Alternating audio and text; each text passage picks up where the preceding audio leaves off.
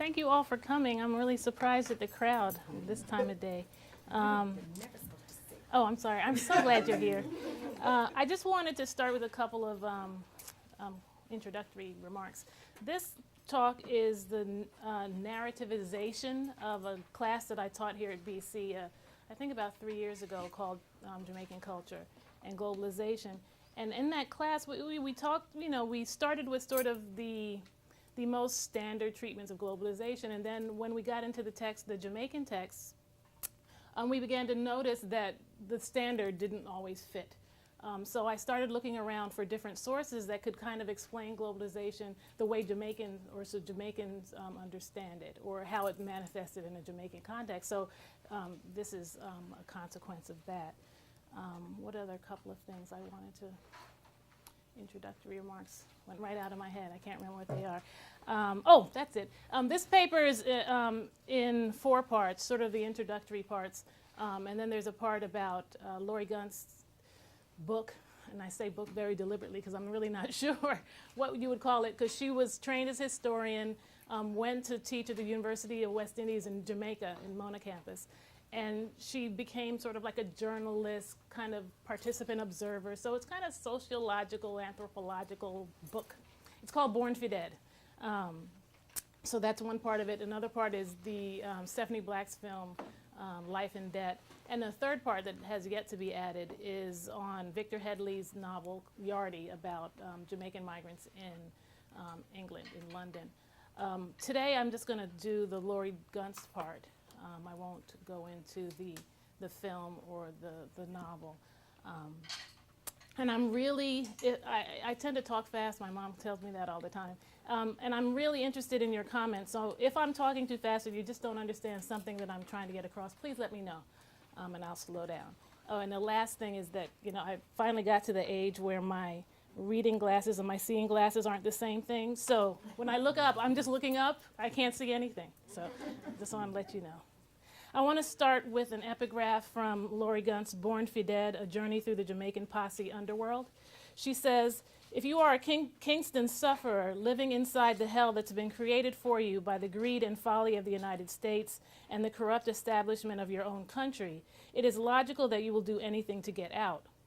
The sufferer's rage can be contained for a while in the shanty towns of Kingston, but sooner or later they will bring it here, for this is their frontier. In observing that once an infrastructure for cross-border transactions is set up, it will be used also for purposes other than those originally intended, Saskia Sassen highlights what many have now come to understand about globalization, specifically with regard to the movement of illegal people and illicit goods over networks designed for legal transnational business transactions.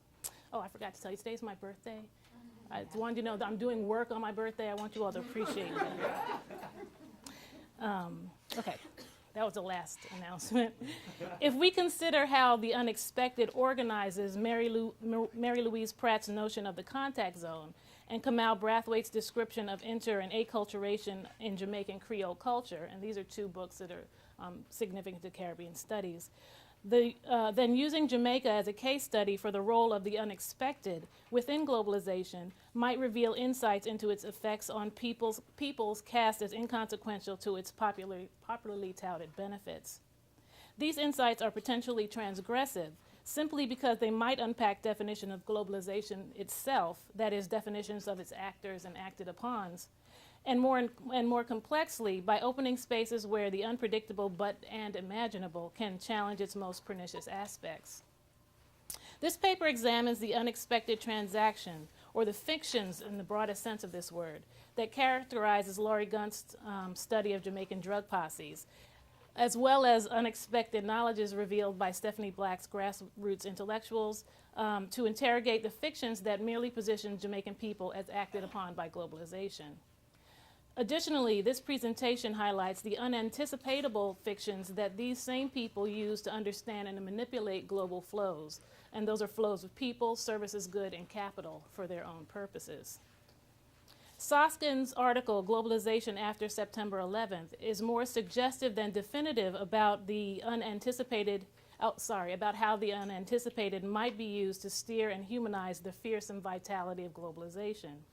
Nonetheless, her framework allows me to draw some conclusions.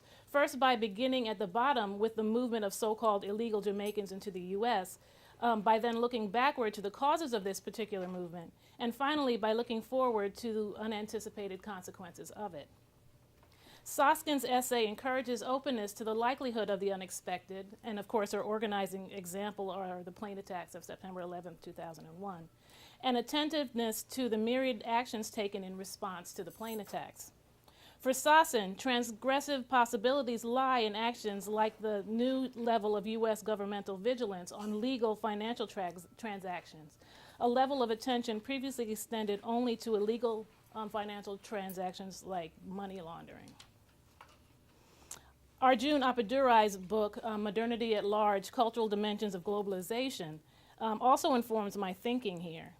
Appadurai argues for the imagination as a theoretical vehicle through which one might think and rethink globalization. As I interpret it, Appadurai's imagination borrows from Benedict Anderson's imagined community, extending it into an imagined world, unhinged from the nation state and defined by medias and migrations. Significantly, these tenets of Appadurai's imagined world have long been integral to Caribbean studies. Appadurai's imagination is not situated among an elite few, but is a part of the quotidian mental work of ordinary people in many societies. Finally, it is also a property of collectives or groups that begin to imagine and feel things together. These ordinary people can be understood as being trans and or post-national in that they actively participate in global cultural flows, two of which are most relevant for my purposes, what Appadurai calls ethnoscapes and mediascapes. I will elaborate on these terms in relation to Gunt's Posse Men and the subject of Black's film, but not the film here. But Appadurai defines the ethnoscape as the landscape of persons who constitute the shifting world in which we live. Tourists, immigrants, refugees, exiles, guest workers, and other moving groups and individuals who constitute an essential feature of the world and appear to affect the politics of and between nations to a hitherto unprecedented degree. And in the United States, for example, right now we're talking about immigration. So what Appadurai is arguing is these people come to our country and impact our politics and other social and also personal relations in this country. So that's what he describes as an ethnoscape. Mediascapes refer both to the distribution of electronic capabilities to produce and disseminate information, such as newspapers, magazines, television stations, and film production studios, which are now available to a growing number of private and public interests through the world, and to the images of the world created by these media. The internet, for example, is a good example of this too. Through these scapes, Appadurai argues that people throughout the world are imagining their lives differently and imagining different lives. Simultaneously, he posits, the world must acknowledge these imagined lives. The unexpected takes specific form in Soskin's article. She notes that the men who planned the September 11th plane attacks transferred money using electronic financial networks developed for transnational businesses. Secondly, she says that the speed of global news media makes life in the countries of the global south inevitably felt by people in countries of the global north, whether or not the latter chooses to acknowledge these effects. Lastly, although the language of globalization implies that transnational business activities operate largely within the placelessness or the virtualness of the electronic sphere, or at least they're not determinedly located within one national space, 25 cities in the world account for about 80% of the assets under management, and New York, London, Tokyo, Singapore, Hong Kong, Zurich, Geneva, Frankfurt, and Paris account for 85% of the foreign currency market, the most globalized of all markets, in a world with more than 150 different currencies. So she's saying that despite this kind of virtual world where everything is loose and there's no thing to hold on to, she says these lists of countries are still central to this global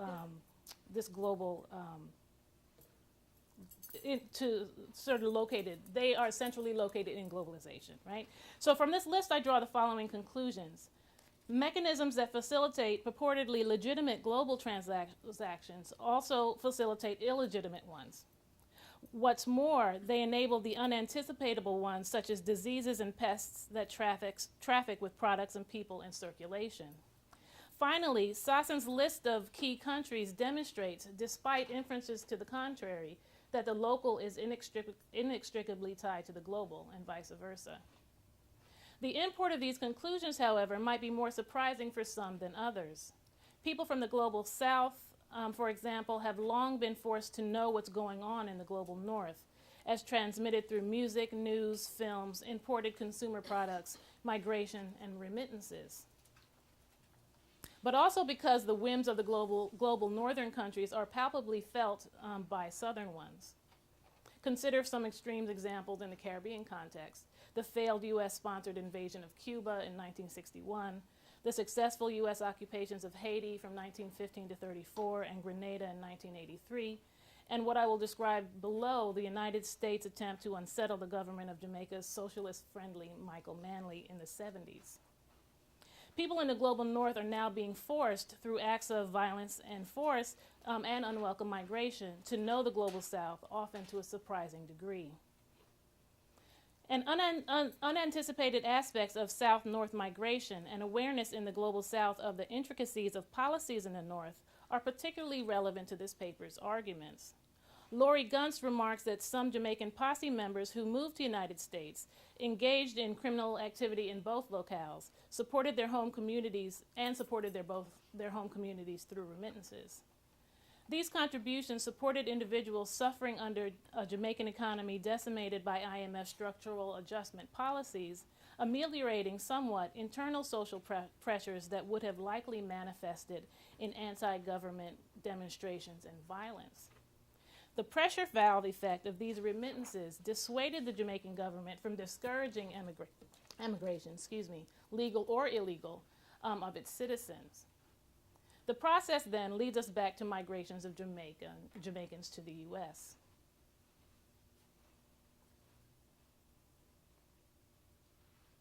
In invoking Sossin and Appadurai's arguments, I do not intend to celebrate uncritically the value of the unexpected, for if, as Appadurai suggests, the work of the imagination, viewed in the context of mass-mediated events and migratory audiences, is neither purely emancipatory nor entirely disciplined, but is a space of contestation in which individuals and groups seek to annex the global into their own practices of the modern. Similarly, there is some danger in Sossin's position because it does not suggest how we might police those policing transnational financial businesses. Jamaicans represented in Gunst's Born for Dead suffer as a result of globalization and a corrupted nation state, the machinery of which serves the haves and disables the have-nots. But perhaps by centering the unexpected uses of this machinery, peoples and governments of the global north can be made to be more aware of perspectives other than their own. Ideally, or idealistically probably, the unexpected made manifest might also result in a different kind of policing mechanism or presently unforeseeable solutions that stem from a shift in globalization's perspectives from top down to global flows. Now I'm going to talk about Laurie Gunst's book. Gunst introduces the narrative of her decade moving with the posse men in this way. She says, even as I sat in rum shops and tenement yards watching young men light glass pipes of crack instead of the ganja they would have smoked in a mellower time, I was already hearing of the first rumors of an outlaw exodus to the American promised land. She continues, the Rankings, who had controlled Kingston for Michael Manley and Edward Seaga through the 70s. Manley and Seaga were, well, I'll describe them a little more, but they were leaders of different Jamaican political parties. Through the 70s were leaving their ghetto hell for the cities of the United States, transforming their island gang alliances into mainland drug posses. This was a story without end.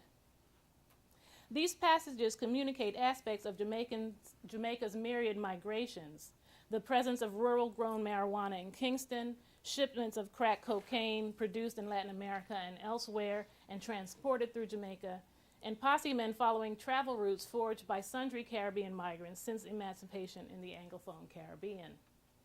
The movement of these Jamaicans, not to mention the historical forces and migrations that give rise to the posses and their members, anticipate Sossin and Epidurai's theses and thus clarify points in their argument. Word of mouth among Jamaicans of all hues and social classes confirmed that Jamaica's violent 1975-1980 political season was made so through the People's National Party, or the PNP, Michael Manley, and Jamaican Labor Party's Edward Seaga in their role in arming posses and using them to shore up their political support among Kingston constituencies. Though both parties employed posses, Gunst traces the origin of this method of politicking to Seaga's 1966 campaign against PNP Dudley Thompson for the West Kingston parliamentary seat. She states that PNP politicians at first used gang force only in response to JLP-sponsored soldiers. Seaga's rude boys turned posse men, followed by PNP-supported soldiers, were said to have gotten their weapons from the United States. This, however, was not the North American country's first intervention into Jamaican posse culture. These gangs, particularly the personas adopted by the prominent members, reflected the influence of U.S. films. Gunst writes, posse men were tropical bad guys acting out fantasies from spaghetti westerns, kung fu flicks, Rambo sequels, and Godfather spin-offs that play nightly in Kingston's funky movie palaces and flicker constantly behind young men's eyes. The impact of these films was real, so real that Ranker's posse man, Ranker's is one of the posses, Ranker's posse man Conroy Green recalled that, and I quote, "Even before I killed somebody, I felt like I killed before." And just an aside, you can get a sense of what Gunst was in the middle of when she's sitting around watching people smoke crack and all kinds of drug use and sales. And she had an informant who got her access to people who talked very freely with her about killings and that kind of thing. So Conroy Green says, "Even before I killed somebody, I felt like I killed before. I think maybe Hollywood had a part in this rude boy thing with the movies they put out, like certain westerns. Jamaicans act out a lot of that stuff, want to be tough like outlaws. Every time Ranker's Don, Delroy Uzi Edwards would shoot somebody, we would say, 'You just got another notch in your gun,'" end quote. The influence of U.S. culture, however, was not always this indirect. The CIA has a long history of undermining and or attempting to undermine so-called socialist governments, often using subversive tactics and important weaponry to facilitate its aims. Apparently, when U.S. officials judged that Manley's government was moving in a socialist direction, they employed this familiar strategy. Gunst writes that Philip Agee, a rogue CIA operative who turned to a whistleblowing apostate, had come to Jamaica in the fall of 1976 and identified several agents on the island. The American ambassador, Sumner Gerard, denied Agee's allegations, but that did nothing to quell the fears about a U.S. planned destabilization of Manley's government. In 1976, Manley's administration was only 4 years old, but the son of Jamaica's popular labor organizer was vocal in expressing support for the world's nascent anti-imperial movements generally, and Cuba's Castro in particular. Instead of Manley, the U.S. government favored Boston-born of Jamaican parents and Harvard-educated Seaga, largely for his stated orientation towards U.S. policies. Kingston's poor men, feeling the impact of IMF structural adjustment policies that necessitated the devaluation of the Jamaican dollar. At the time that I first designed this class, the exchange rate for the Jamaican dollar was 46 to 1 U.S. And I think it's gone up as high as 72 to 1. So it's, thanks for that. Devaluation of the Jamaican dollar, cuts in government subsidies for food staples, and local merchants allegedly paid off by the JLP, who hoarded foodstuffs to increase prices, took advantage of these forms of survival most available to them. So this is what they had to do. The drug trade and posse membership. Finding a politician patron meant jobs and or housing if one's party won the election, or remuneration for shooting up a PMP rally or some similar task. Ultimately, it was Posse's men's fierce will to survive and to maintain their desired quality of life that led to their wholesale migration to the U.S. The dramatic increase in drug traffic through the island led to a parallel increase in Posse members' financial resources. The availability of drug money consequently made Posse men less reliant on politicians' favor. This, in turn, made it harder for politicians to control their gunmen. In the face of increasingly self-reliant and self-interested Posse men, politicians turned to the Jamaican police to reestablish control of their former soldiers. Men trained in the use of high-powered weapons and varied acts of violence, and long determined to survive at all costs, had three choices: give up the privileges to which they had become accustomed, face assassination at the hands of their former patrons, or move on. Some chose the first, many others suffered from the second, and those who survived these first two options found their way to New York and Miami, at a time when crack was becoming a drug of choice in these cities. Laurie Gunst argues that Jamaican beginnings were in some ways only a prologue to what they became in the U.S., an apprenticeship in the ways of badness. Survivors of this Jamaican prologue, steeped as they were in myriad acts of violence, soon made themselves known to the U.S. Bureau of Alcohol, Tobacco, and Firearms. By 1987, the ATF linked 625 drug-related murders to Jamaican posses, thus identifying them as probably the United States' most violent crime gangs. Posse activity moved from Jamaica to the U.S., where posse men first worked as street-level dealers for Panamanian, Cuban, and Colombian crack and cocaine cartels. Significantly, these men also moved back to Jamaica, physically through deportation and vacation, and by their remittances of money and goods. And I'm about done, and then we can talk, I hope. It is because of their contributions to people back home that migrated posse men became Robin Hood heroes. And we'll talk.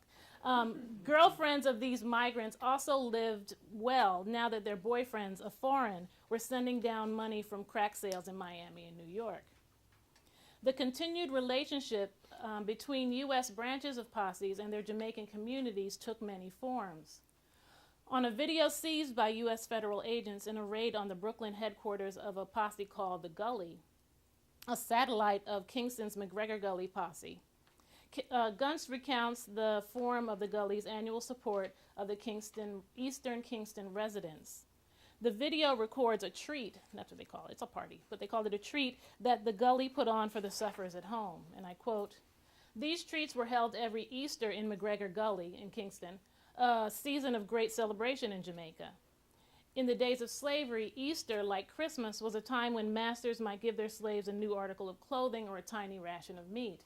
Now the Gully's posse's Don, Eric Chinaman Vassal, was continuing this tradition with funds derived from cocaine and heroin instead of sugar and rum." And the correlation, or sort of the link between Chinaman Vassal and slaveholders, I think, is deliberate. In addition to clothes, shoes, and money for children's and babies' mothers, Chinamen would also send guns. The violence facilitated by this last gift did little to diminish the venerable place that the posse Don held in McGregor Gully.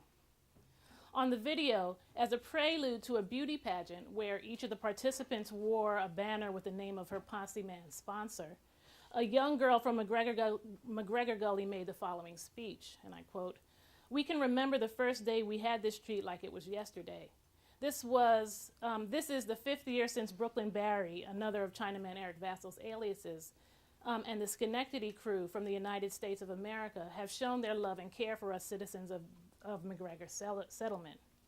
We are grateful for this kind of togetherness, and we pray that this will never cease. The Schenectady crew, words cannot say how much we love and care for you. Barry, you are extremely loving, and that's what makes you one in a million," end quote.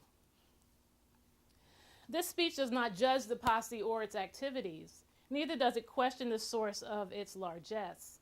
I would argue that the overlapping histories that give shape to the posses and its members, colonialism, slavery, indenture, imperialism, and policies of the IMF, redefine terms of this conversation. Rather than right or wrong, for some Jamaicans, live or die might be more appropriate terms. For other, the terms might be survive or perish. In many ways, the people of McGregor Gully can be seen as posse men, betrayed by local government authorities and discounted by an IMF that favored its organizers. Survival then became a matter of self-reliance, contingent upon one's imaginative use of resources, whether those be posse membership, political patronage, drug dealing, or attaching oneself to dangerous men with money, or migration. Communities formed around these means of survival. And finally, Born Fided largely relies on interviews, thereby allowing Guns to highlight her subject's strategies of using their information, their formal and informal knowledges. Thought to be mere victims of overwhelming overwhelming global and local political and economic forces, Jamaican posse men and their people back home demonstrate how the unexpected assists their intervention into global spaces and responses to global flows in their home countries. Thank you.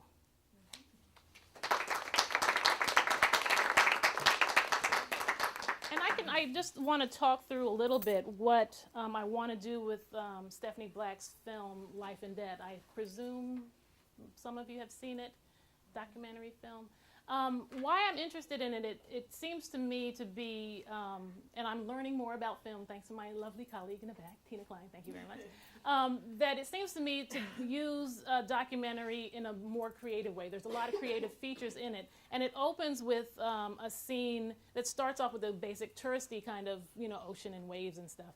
And then it goes into some of the political violence in Jamaica. And then she sets up, I guess, the critique of the first two scenes with a group of people watching these things unfold, right? So we as viewers are focused on these people watching their scenes unfold in their country. So, and then it continues on to talk about different effects of the IMF structural adjustment policies in Jamaica. But my interest in it is how Black sort of uses her imagination and highlights the imagination of the people in her film to represent sort of how they know what's going on and how they're involved in what's going on in their world and how they're also aware of changes in other countries. So that's my concern with that one. The last novel that I'm going to deal with, Victor Headley's Yardie, it's about the migration of a posse member to England and his setting himself up as a Don there. Yardie was self-published and distributed by Victor Headley. And I think that's part of the allure of the novel, that he was able to, in the back of his car, like a Master P sells his music, or used to sell his music, out of the back of his car at hairdressers and barbershops and that kind of thing. But it was supposed to have represented sort of a kind of reality that was familiar to the Caribbean migrants in London.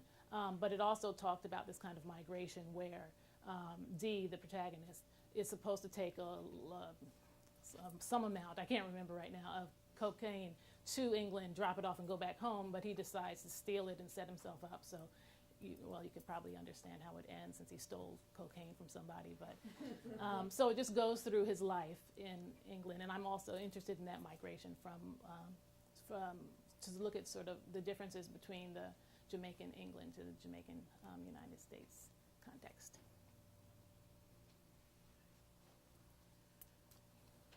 Zach. It's a great paper, and thanks for giving it. There are a couple interesting things that kind of stick out at me, but I guess the one that I'm most interested in is how you kind of evaluate the. I was just thinking about Yardie, which I've never read, but I was thinking about it in the context of like Iceberg Slim's Pimp or something like that, which are these kind of self-fulfilling, these tales of heroism. And I was thinking about the way that you evaluate the success, the economic success of these individuals who as much of their job is about showing how successful they've been, even if in some way, I'm reminded of Terry Williams' book, The Cocaine Kids, which I don't know if you've seen, but he did a sociological study of crack and cocaine dealers in Harlem in the late 80s to see to assess their economic position and actually got a sense that while these people were talking about throwing around money and their incredible success, that the cost of success and certainly to be a corner kid in New York meant that these guys were living kind of working class lives, right? When you really look at the money that's changing hands, most of it's getting kicked up the ladder, and the people who are actually kind of the soldiers aren't making all that much money. So I'm intrigued how you assess kind of, I'm not sure if I have the exact question down, but what it is that in this kind of society in which outlaw culture and kind of self-promotion becomes so important, what the kind of transnational economy really is of, you know, who's sending money back, when have these kids succeeded, and or do you listen to their definitions of success, or is there anybody else who's done real research on kind of how much money's changing hands and what Right. the society looks like? I hadn't looked at that, and mainly because I'm more interested in, two things. That when the level of, like in Jamaica, when you have the exchange rate being something 72 to 1, success means something different, right? So if you have people who leave Jamaica with, you know, a couple of changes of clothes and come back with a couple more, or that in fact they could leave it all, because there's a whole mythology about migrants and migration anyway. I think that might be considered success in a way that, you know, so it doesn't matter if, you know, you end up killing people, you end up in jail, as long as you were able to do, right? So that's one layer of it. But I'm also interested in how and I'm not sure how I want to do this, but how, like Headley's novel, the success of Headley's success in selling it, and I think it ultimately got picked up by a larger press, how that reflects some sort of recognition of sort of one's ability to manipulate movements, right, in globalization. So success in that way. So I think there's two different ways to look at it, from sort of the inside and outside. But then again, ultimately, it's all the level of success, or sort of the measure for it, is all determined by how badly off one is at the start. Right. And if I could just follow up really quickly, but I mean that fits right into the original argument, which is that if you're looking at transnational economies, that, you know, if you emigrate and your social position is one thing in the United States, but you can send money home at all, it means that you gain the social position back home that's very different because of the national economy. Absolutely. Absolutely. Right. Sandy. In Jamaica, I was in Jamaica 3 years or so ago, and I was astonished at what had happened in Kingston in terms of the total collapse of internal government. Now, when you're looking at this, is there anything to indicate that these people that go abroad then contribute to a redefinition that I'm seeing growing in Kingston of what government is going to be? Because the Kingston was divided by these gang-controlled areas, and they seem to all have international connections, but they weren't allowing any business to develop in Kingston because anybody that developed a business then was subject to gang terrorism. So, I mean, is there any indication that these outward bound people then are coming back, or that their definition is either contributing or continuing this or changing it? I mean, because I suspect that this model that you have here is probably showing up other places too. Maybe not as far advanced, because Jamaica was put in the spotlight of America's intervention, but like Haiti. Right. So, I mean, are you asking me that if the people who migrated and send money back, are they participating in keeping things as they are, or are they trying to change them? Yes. Yeah. Okay. Yeah. I think both. That's what I would argue, would be both. And I hadn't researched that. But I'm thinking from the perspective of my personal connections to people who are immigrants, Jamaicans in the United States, where their families at home are unable to do things that they couldn't do before. because of the remittances, right? And also because the outward migration of more affluent Jamaicans. For example, my friend's mom and dad were able to move into an upper class section of Jamaica because the previous owners of the house moved. They couldn't take the violence and they just left the country. And they were selling at a cheaper rate. So different sort of working class, middle class Jamaicans were given access to things that they didn't have ordinarily because the upper class is left. Right. So in that way, and I think the people who left don't really have this kind of motivation to fix anything because they're gone. They've reached the point where enough is enough, and they just want to just jump ship. But then the people who live there do things, right? I mean, they have to live. So I presume that that's where the both comes in for me. That they are able, because they are able to do things that they might not have done before or couldn't do before. It's like moving in different neighborhoods. I think that they are able or more committed to making things livable in their hometowns. So, but again, that's just from my personal experience, right? But then I guess also too, in the sort of keeping things the same, I could see how people would say that, well, it's working, why do I need to change anything? I'm able to, go to my politician's business. I don't go to the next one. Everything's fine, right? So I could see that some folks might think that if it's not broken, so there's really nothing that needs to fix. And I think the Prime Minister of Jamaica now, I forget a woman, her name I can't remember. She's saying she's talking about doing something about the violence in Jamaica so that it can increase tourism and they'll have more money in the country. So folks are talking about change. Tina, and then you. I'm interested in this idea where you're sort of the unintended consequences of globalization and the North being made to become aware of the South. And I'm wondering, in what you are working on, is that it seems that what you talk about is mostly in terms of threat and sort of undesirable aspects of a certain kind of awareness. Is that always the case, or are there other instances of becoming aware of the South not as threat but as something else? Mm-hmm.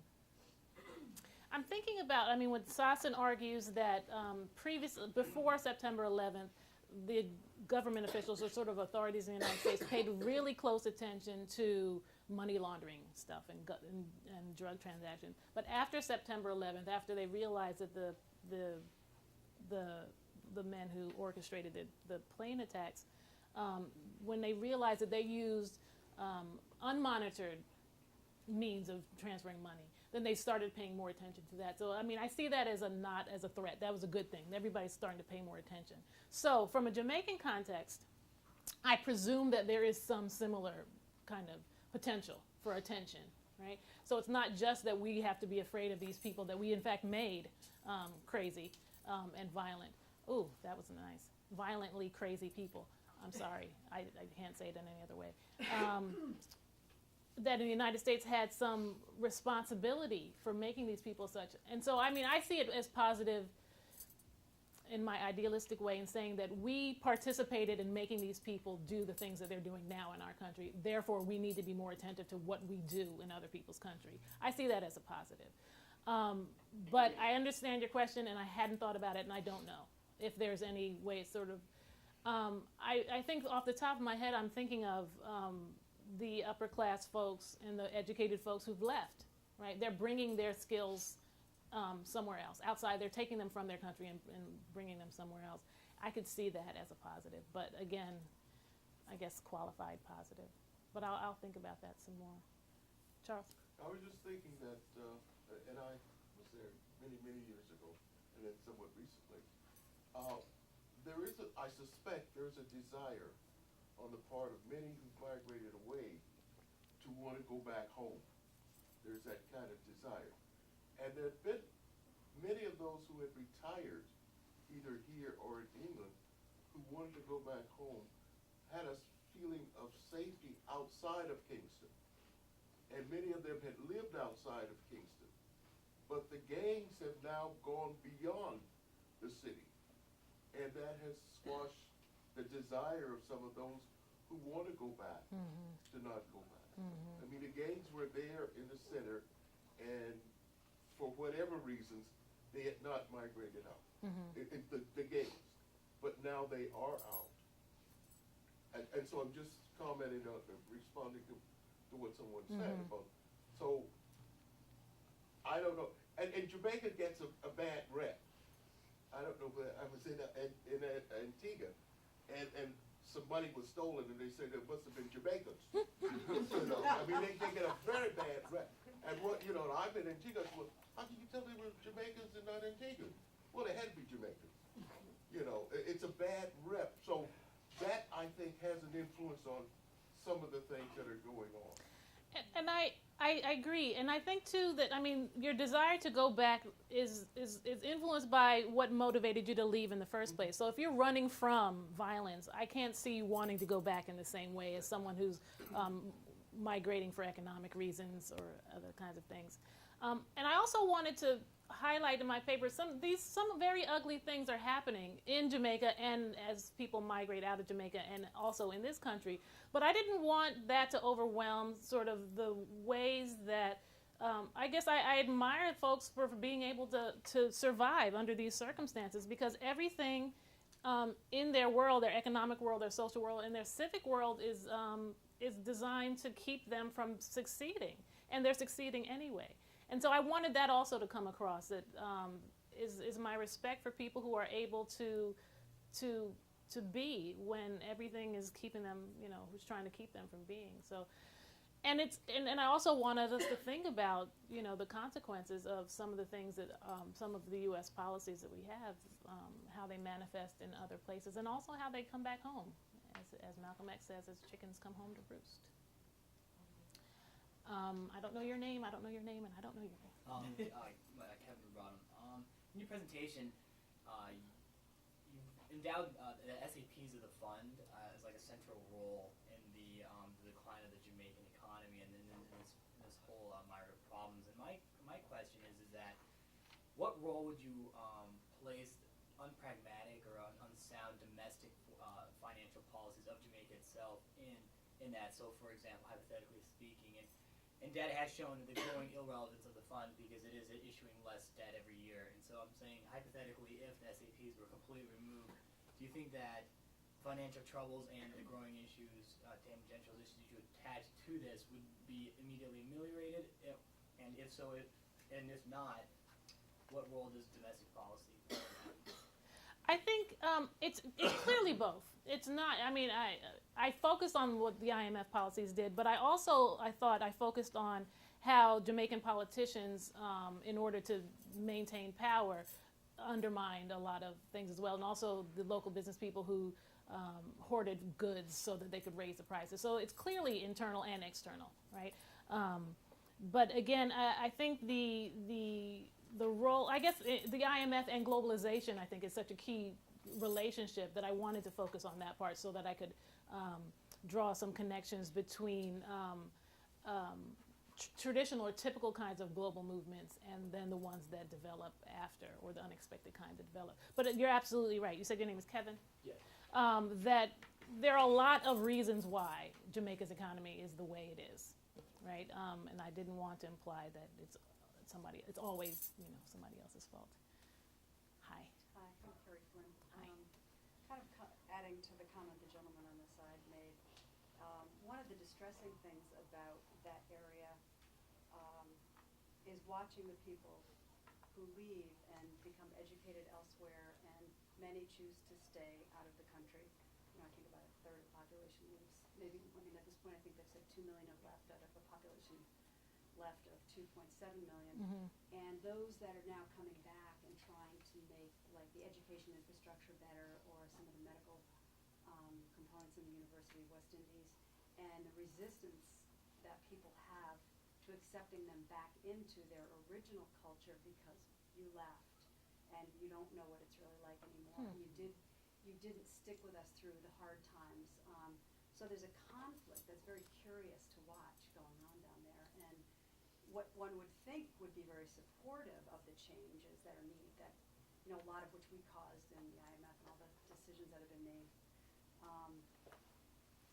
I was very disappointed about the lack of reintegration of these people when they actually could bring a lot of strength and education back in there. There's just kind of a conflict based on some of the stuff you talked about, and a bit of a surprise. And that's it's a dramatic change from the ways that migrants have been accepted back at home in the past. I mean, I've done some research on migrants from the Caribbean to work on the Panama Canal, and invariably, I mean, I think they accepted back as, you know, people with different kinds of knowledge, different monies, different kinds of experiences that the communities respected. So I'm surprised to hear that same thing's not happening anymore. But yeah, I have to look into that. I really don't know. And what's your name? Hi, Jeremy Kaplan. Hi.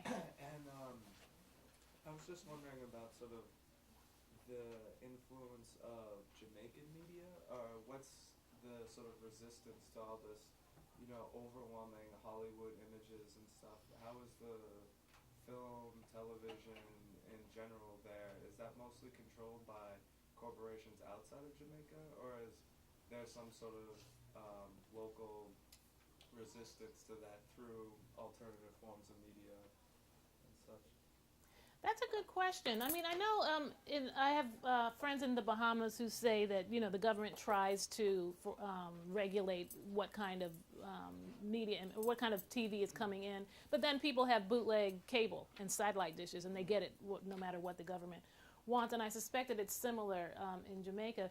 But I'm also sort of the sense, I mean, because all of the music that comes out of Jamaica that we understand as Jamaican music is informed and influenced by other kinds of music. I mean, Marley, in the beginning, his music was really much like, you know, soul, U.S. kind of R&B soul, and then it evolved. So I'm thinking that's also something that's in play here, that what you get is it's not imposed on you, right? You're not some empty vessel that's filled up with other people's thoughts and ideas.